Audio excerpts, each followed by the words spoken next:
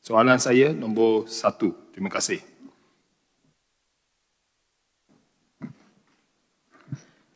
Assalamualaikum warahmatullahi wabarakatuh dan salam sejahtera. Yang berhormat Timbalan Dipertua, saya mohon izin untuk menjawab soalan daripada Bercam yang berkaitan dengan pentadbiran tanah negeri. Untuk makluman ahli yang berhormat, kaedah pembayaran premium secara ansuran tidak dilaksanakan kerana bayaran ini adalah bersifat one-off untuk membolehkan hak milik didaftarkan.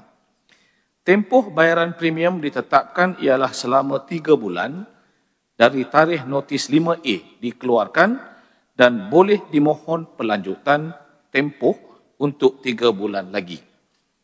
Butiran notis 5A bagi tujuan pembayaran premium adalah meliputi cukai tahun pertama, bayaran ukur, tanda sempadan dan bayaran pendaftaran hak milik. Kegagalan untuk menyempurnakan bayaran notis 5A mengikut tempoh yang ditetapkan boleh mengakibatkan kelulusan pemberi milikan oleh pihak berkuasa negeri luput serta-merta.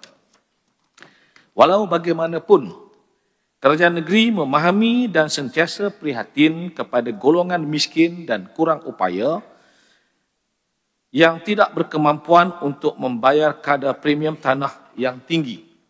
Oleh itu, Pejabat Pengarah Tanah dan Galian Negeri Perak, PTG, telah mengeluarkan Perkeliling Pengarah Tanah dan Galian Negeri Perak bilangan 3 tahun 2020 berkaitan dengan dasar permohonan rayuan pengurangan premium kepada pemohon individu yang benar-benar layak di bawah kategori miskin tegar atau orang kelainan upaya OKU dengan pengurangan bayaran premium berdasarkan syur oleh PTG untuk diputuskan oleh pihak berkuasa negeri.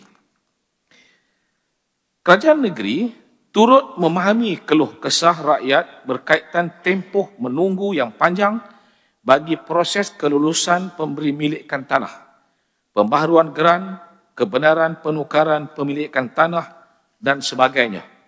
Oleh itu, PTG yang bertanggungjawab dalam meningkatkan mutu perkhidmatan dari masa ke semasa. Sebagai contoh, PTG telah mengeluarkan Perkeliling PTG bilangan 1/2022 berkaitan penambahbaikan proses-proses pembangunan seperti tukar syarat dan pecah sempadan serentak, Seksyen 124A, serah balik dan beri milik semula, Seksyen 204A-H, dan pecah sempadan Seksyen 136. Selain itu, kerajaan negeri juga telah memberi penurunan kuasa kepada pihak berkuasa negeri. Kerajaan negeri juga telah memberi penurunan kuasa daripada pihak berkuasa negeri kepada pengarah tanah dan pentadbir tanah bagi urusan-urusan tertentu melalui Perkeliling PTG bilangan 11/2022.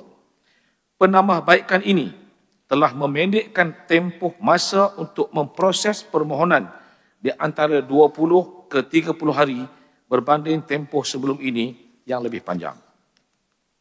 Untuk makluman yang berhormat, sejak sistem e-tanah mula diguna pakai di semua pentadbiran tanah di negeri Perak, mulai 15 Februari 2021, terdapat beberapa urusan yang melibatkan modul pendaftaran boleh dilaksanakan sepenuhnya secara dalam talian, iaitu E2E atau end-to-end, seperti permohonan carian persendirian, permohonan kebenaran pindah milik tanah, MB's consent, permohonan carian rasmi, dan yang terkini permohonan salinan sah hak milik.